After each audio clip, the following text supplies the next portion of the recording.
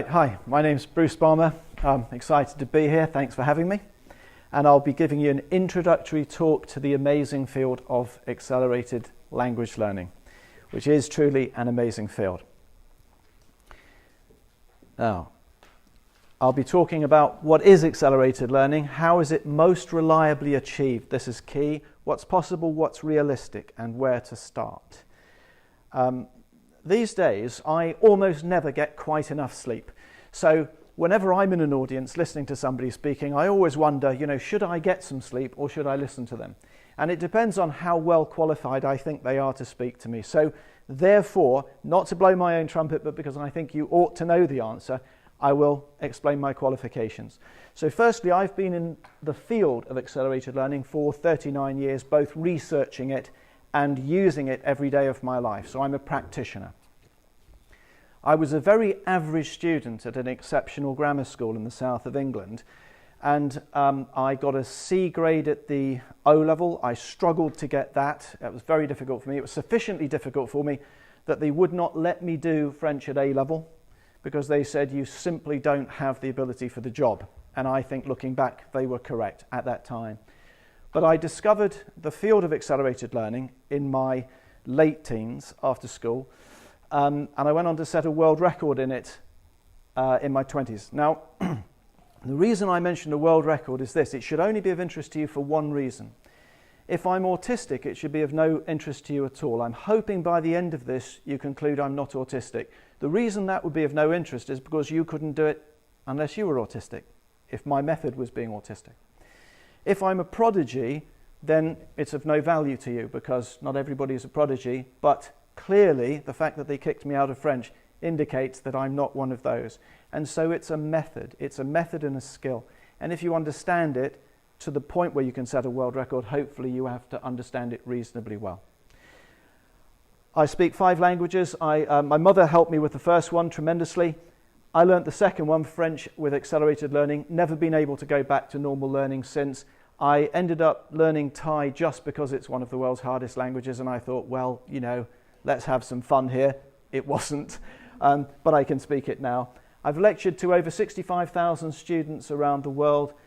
I've spoken at 350 very good schools around the world, most of them in England, and if you'll let me name drop, those would include Benendine, Rodine, Gordonstoun, Ladies Cheltenham College, Harrogate Ladies College, Charterhouse, and a whole bunch more. I've given SEN and CPD training. I'm a former headmaster as well and an educational consultant. So I like to think that I've seen this from all sides: personal use, teaching students, working with groups, classes, etc. Now, the reason I think that accelerated learning's time has come, the reason I think you might be interested, I never like to talk to people if I don't think they might be interested, is because there's been a constant pressure on schools to get better results with one subtle technique or another for about as long as I can remember. I think it goes back to Maggie, I think, so that's a long time ago. And the problem is that the government would love educational standards to improve because they'd like to take the credit for it, whether or not they had anything to do with that improvement. But they won't give any more resources to people with which to achieve it. And what happens is people just end up feeling squeezed. They're being squeezed between that pressure and a lack of resources, and that's producing stress. Stress is not generally a very useful thing to have in your life. At the same time, we have this amazing reduction in the students' interest in languages. Now, I find that amazing because not only do I like languages, obviously, so I think it's a fun subject, but I never got to use my chemistry, and I've used very little of my physics. There are lots of subjects where a language is much more applicable to your life. You can get more out of having studied it. So I was puzzled by this, and I asked one of my friends who's the head of languages at Guildford Grammar School why he thought this was happening. And he put the next 2 things forward. I'm not saying them, he's saying them, okay?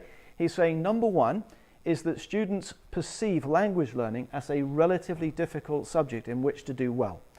They know that grades are important and they don't want to give themselves a challenge that is harder than they need to give themselves. Okay? So that makes sense. They're smart. Kids are smarter than we give them credit for as a rule. The second one is that there's been a race, this is the controversial one, there's been a race to the bottom. a dumbing down of the work necessary to achieve qualifications. Now that's okay with chemistry, because as long as I get my GCSE, I can think that I'm a bit of a budding chemist. But the value of being able to speak a language is being able to speak a language. It's being able to chat to people in a foreign language. And if you reduce the level of ability necessary, the course becomes both boring and unproductive. Kids are smart. They're going to say, well, at the end of this, if I can't speak a language anyway, what was the point? That was my experience. After I finished O-level, bear in mind I wasn't a great student, average student, we were taken to France to celebrate. My teacher said, there's a French person, go and talk to him, Bruce. I went up to talk to him, and I could not think of anything that I wanted to say that I could say. I could say some things that were of no interest to either of us, but I thought I'd let him off the hook. So it's the temporal coincidence of these two factors that we think makes this an interesting moment. And if I can represent this diagrammatically, what I see is stress is at the center of everything. Here are the four stakeholders, major stakeholders in the educational process. Now, we know teachers are stressed. I presume you've noticed that. We've certainly noticed that. Stressed teachers tend to be unhappy and produce stressed students. Exams stress students. I went to school with a boy whose hair fell out. He was so stressed about exam time. One of the reasons being they have to cram, and not everybody's good at cramming. Very stressful time. Stressed kids produce stressed parents. Stressed parents produce stressed teachers. And all three of them shovel stress towards the management. So everybody ends up a bit miserable because people are squeezing, saying we want more results, but we don't want to give more resource to do it. And accelerated learning is the solution to this. Now, you will have come across many tangential efforts at accelerating learning. For instance, phonics, whole language, back to phonics, maths you see, multi-level, multi-sensory learning. The promise people hold out is if you do it this way, you will get better results. So effectively, they're talking about accelerated learning, but they're dealing with it tangentially, which is a mistake.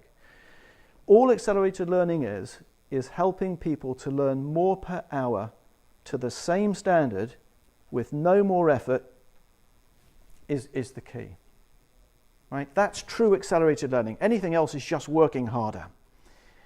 And people, I feel, are up against the limit of how hard they wish to work. So that's not going to help. If we don't change the learning rate, you either remain under the stress of the conflict of people pushing for more results, or you work harder and then your marriage falls apart and you're under that stress. So this is pretty much the only way out. Accelerated learning is most reliably achieved by removing wasted time. This is the key. This is where we come from. It's very successful. Now, we drove up from Brighton this morning, quite a long drive. Had we gone via Bristol, then Norfolk, then here, we would have wasted a lot of time.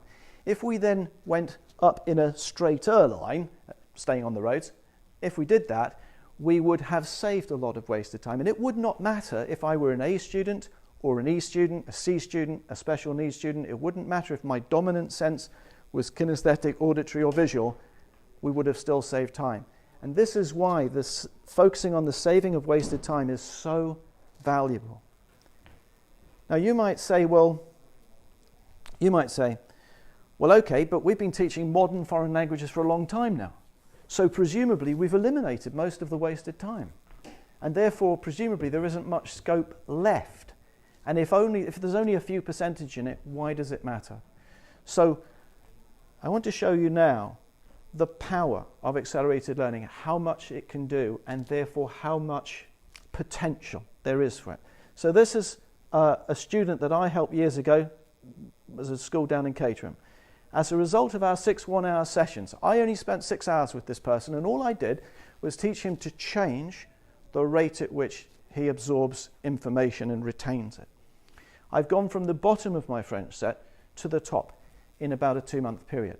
Now, you will never achieve a perfect implementation, but I think that had he just gone from the bottom where he was getting an E to a B or an A, that would have sufficed. He didn't have to get to the top of his class, and if it had taken him 3 months instead of 2, I think he'd be okay with that as well. So there's one example of the potential that's there. 2, this is a bit of a lengthy quote by a guy called Luke Rudnick who lives in Canada. Just to pick out the high points, he changed his approach to learning, adopted accelerated learning. He's been awarded a scholarship. His GPA is 3.9, that's out of 4 in Canada. He's been accepted into chiropractic college, which was the wish of his life. And he's under lower stress because he doesn't need to cram for exams since he has near total recall of the content. So people sometimes say to me, but there's a weakness here potentially, which is that maybe you have to be involved personally in some way, because I taught him as well. But here is a mad person I met, Tim Dingle, former deputy headmaster of Mill Hill School. He tried this approach to learning and found a mixed ability fifth form group. He taught a whole syllabus on genetics. I can't remember if the genetics is meant to take a term or a month. Let's go with a month and be conservative. Anyway, he taught it in a single lesson. He then tested the kids later and found out that they got a higher mark than their peers, where he'd spent the normal amount of time. And then in the GCSE exams, which were months later, they still got a higher mark in the mock GCSEs, which they mark. So the first thing I'm trying to share with you is the amazing potential of this field, and that we might want to integrate it into our work. Now you might say to me, well, where is some of this wasted time? And because this is an introductory talk, there's lots of places where they're wasted time. I want to just talk about 2. Optimized review and personalization. So optimized review is a very simple concept. If I go through a French learning program and I repeat the word je 1,000 times, I will know it in the exam. I will be able to use it. I'll be able to use it in conversation. If, however, I'd only repeated it 500 times, I still would have been able to use it. Right? So the next 5,000 next 500 have very little value. On the other hand, if I go into an exam and I cannot retrieve a word that I need, then any time I spent on that word was wasted because I didn't do quite enough. And somewhere between not enough and more than I need is the right number. And we can get quite scientific about what that number is, but you would be unsurprised to know that people are different. And therefore, that number for me might not be the same number as the number for you. And that number on one word might not be the same as that number on another word. And it might definitely not be the same if it's a grammar rule instead of a word, and so on and so on. So in order to optimize review, you have to get personalization going. This is where we keep the lessons exactly the same, but we use homework to do the individual work. That means that we're all doing what we need to do to come back to a common standard. Now, what we believe very strongly is this. You don't want to focus on getting better results. You don't want to focus on saving time. You want to focus on both together, because that addresses the requirements of all 4 stakeholders. I can get teachers to get better grades by making them work another 5 hours a day by holding a gun to their head, but I won't be making any friends. I can say to my teachers, I'll tell you what, don't worry, only come in 1 day a month. But then I'll get lower results at the school, and the parents will hold a gun to my head. So if you can get better results and save time simultaneously, all the people around this group are getting what they want, and the kids get a lot of confidence. Let me just say one thing, because I can see it's very important here to mention this. The boy I helped who went from the bottom to the top of his class, Michael Simpson, is a boy. He's a child, but he's also a human. And like all other humans, he loves to do well. Now, he hated French, not because he had anything against French, he just hated failing and being the bottom of his class year after year. When his results, his intention was, he was a good kid, he wanted to get good grades for his mum, and then dump French at the first opportunity, never see it again. After I helped him to get better at French, guess what inevitable thing occurred? He loved French, and he went on to take it at the A level, he changed school, and he was considered to be a bit of a language prodigy at his next school. So of course, the kids get from this enthusiasm, confidence, performance. Now, those of you who are paying rapt attention to what I'm saying and love to cross-examine people might say, well, if accelerated learning is so powerful, why have I not heard of it? And the answer is, you have heard of it. Because there are lots and lots of apps that have come up for teaching languages now, and you might not have heard of many of those, but you will have heard of the one at the top left. right? There's nobody in this room who hasn't heard of Duolingo, right? And Duolingo is based around accelerated learning principles, which they adopt to one extent or another. There are 300 million people worldwide are using or have used Duolingo, either to learn a language or support the course that they're on. The total for the app world now is 500 million people. That's 1 person in 12 worldwide. So this field is reaching public consciousness now, very, very solidly. However, the next brilliant piece of cross-examination that you could offer is, my teachers in my school tell me we're already using those apps, and I haven't seen a startling change in performance. And I haven't seen a startling change in performance, because we'd be reading about it in the newspapers if we'd seen something really significant. So why is that? Are the claims false? Well, hopefully you have some idea from some things I've showed you. We at Total Fluency have gone through a 600-hour course in 70 hours, taken an exam, passed the exam, got a good grade. I don't think I got an A star, but I got an A, so that'll do. The claims, in fact, are sound. You'll read some silly stuff in the press. You know, people get a bit carried away. Learn a language in an afternoon. Yeah. But the big companies are making more sensible claims than that, and it's very sound. It's the implementation that's wrong. So the tools already exist, but the implementation is problematic. What's wrong with the implementation?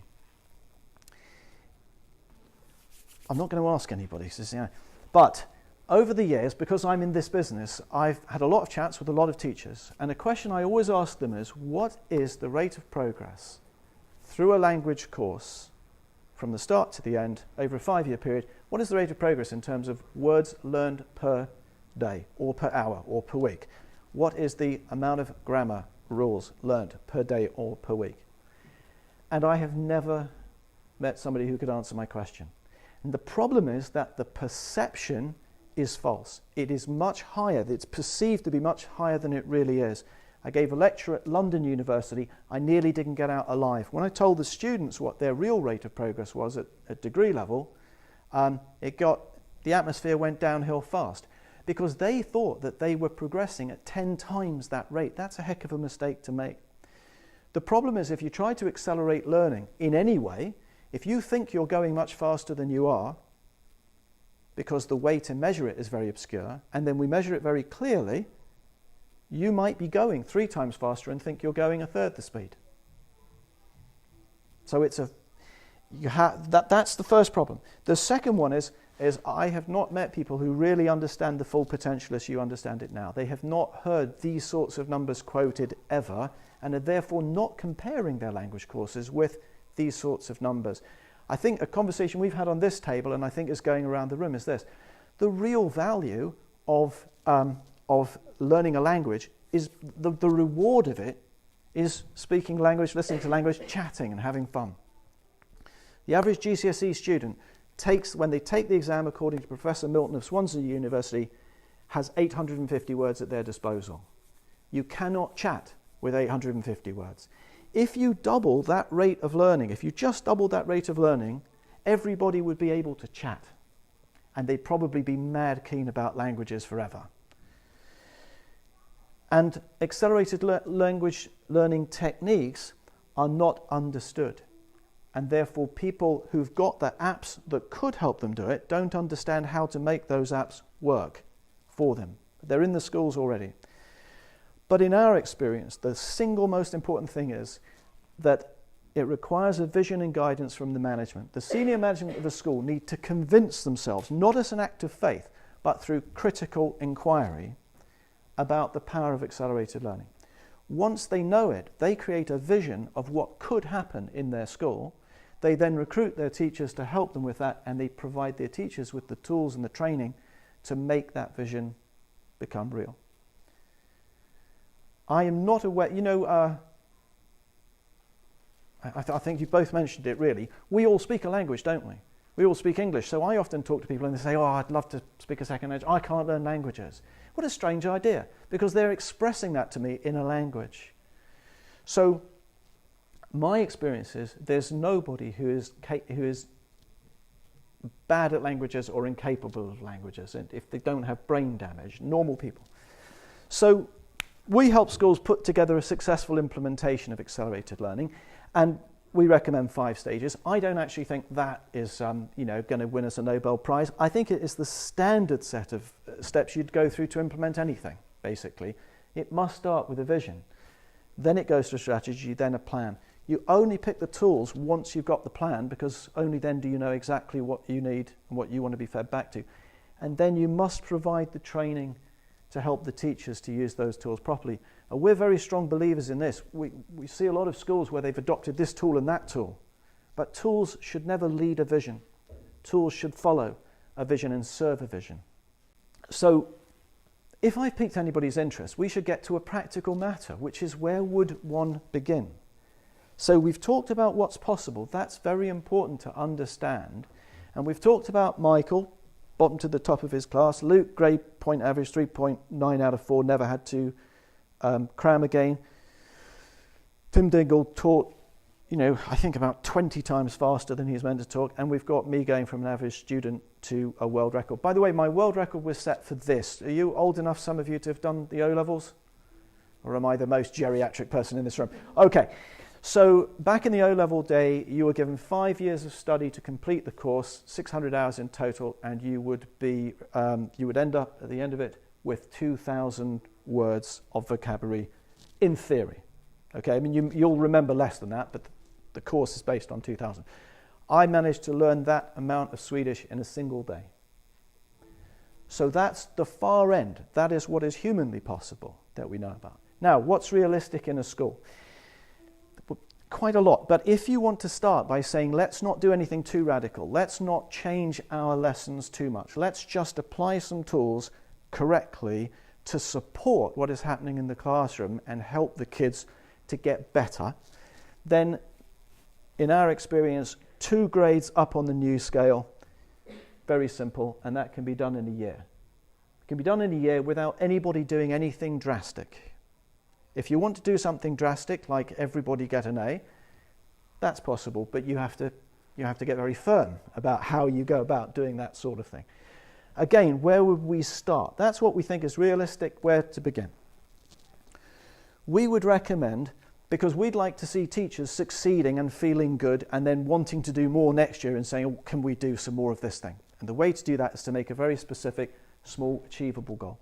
So we recommend that you set a goal to go up a grade in a single year. Now, you may, at this more younger age group, not be using this scale, but you're feeding into the scale. I'm sure you've got a good idea of where children fall on this scale. We want to see them go up 1. In any normal terms, that would be a tremendous achievement for a school, if you did that right across all your classes within a year. But simultaneously, that you should liberate 1/10 of the time so that teachers can create topical, engaging lessons. One of the complaints I hear very frequently, I'm sure you've heard it too, is teachers are intelligent people and they're being turned into biscuit factory workers by always teaching to a test. And they may feel there's something, kids are a bit weak, we should really work over here, but I've got to meet this thing, then I'm going to meet this deadline, I'm going to meet this deadline. By doing both of those, we get the better results and we free up time, and therefore everybody wins. Parents will be happy with the results, the kids will be happy with the results, school will be happy because you're becoming more attractive to the schools that you feed, and the teachers should be happy because they've got more creative freedom about how they spend their time.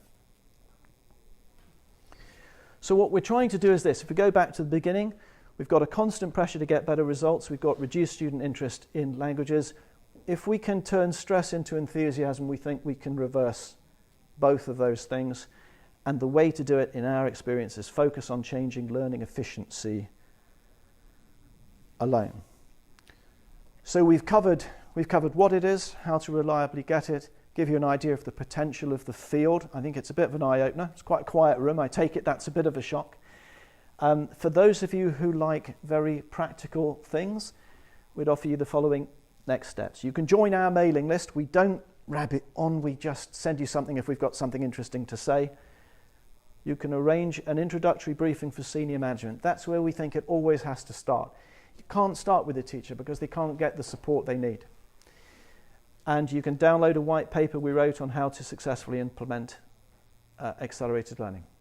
Okay? Thank you very much for your time. Thank you.